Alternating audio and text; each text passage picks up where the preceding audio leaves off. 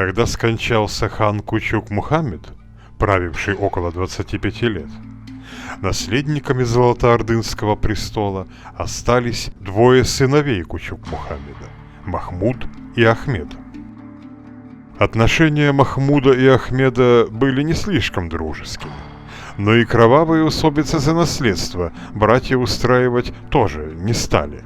Соблюдая нейтралитет, каждый из них правил в своем уделе.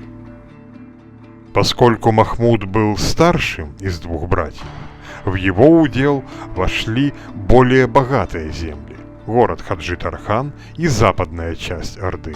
Зато Ахмеду достались столица Сарай и восточное крыло государства.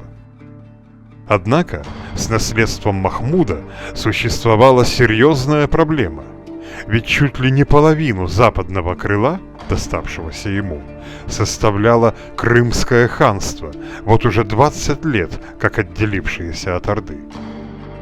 Потому, чтобы собрать под своей рукой все свои владения, Махмуду требовалось непременно покорить Крым, и в 1465 году он решил совершить военный поход на запад.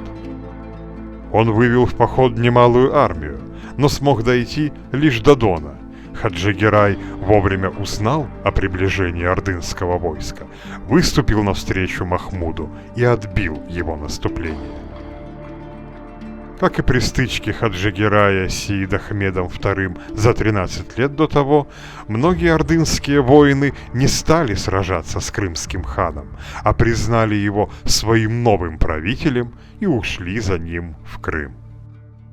Спасаясь от преследования и окончательного разгрома, Махмуд быстро отступил к Волге, где попытался укрыться в сарае, но Ахмед выгнал его оттуда, и Махмуд ушел в Хаджи-Тархан. Растеряв почти всю свою армию, часть ее ушла в Крым, часть к Ахмеду, Махмуд больше не предпринимал попыток подчинить себе Крым. Правя Хаджи-Тарханом, он стал основателем династии астраханских ханов.